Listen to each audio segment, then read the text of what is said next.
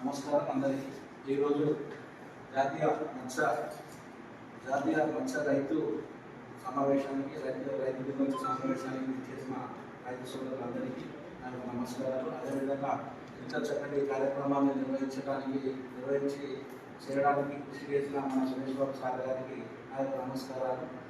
అదేవిధంగా ఈరోజు జాతీయ చేపల రైతు దినోత్సవం మనం ఎందుకు జరుపుకుంటున్నాం అంటే 1957 సంవత్సరంలో డాక్టర్ హరిలాల్ గారు మరియు వాళ్ళ సహోదరులు అలీకున్నా అనే సైంటిస్ట్ శాస్త్రవేత్తలు తొలిసారిగా ఒక ఇంజెక్షన్ ద్వారా పిల్లలను ఉత్పత్తి చేసే విధంగా అనుకోవడం జరిగింది. దీన్ని పురస్కరించుకొని మనం ఈరోజు జాతీయ చేపల రైతు పండుగగా జరుపుకోవడం జరుగుతుంది. ఇది దాదాపుగా అది మనకు భారతదేశంలోనే తొలి మెట్టుగా తీసుకోవడం జరిగింది. ఎందుకంటే గతంలో సహజసిద్ధంగా నదుల్లో కూడా డ్యామ్స్లో కూడా విత్తనాలు వదిలిన తర్వాత కలెక్షన్ చేసుకుని మనము చేపల రంగాన్ని అభివృద్ధి చేయడానికి ఫార్మ్స్లా చేసేవాళ్ళు.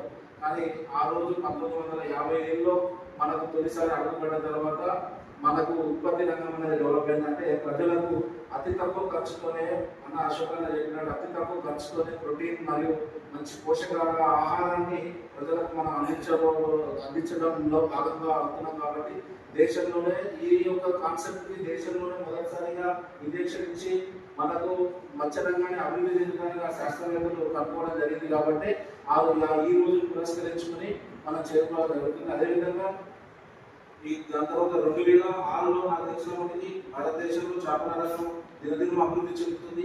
2006లో నేషనల్ ఫిషరీస్ బోర్డ్ డెవలప్మెంట్ అనేది స్థాపించడం జరిగింది. అది ఎక్కువగా మన హైదరాబాద్లో స్థాపించడం జరిగింది.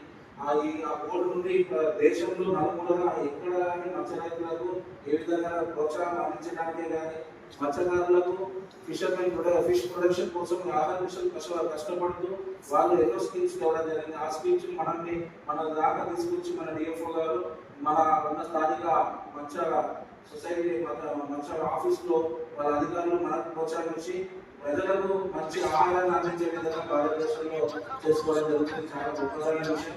అదేవిధంగా మన 2016లో కూడా చాలా ఇంప్లిమెంటేషన్గా వచ్చింది.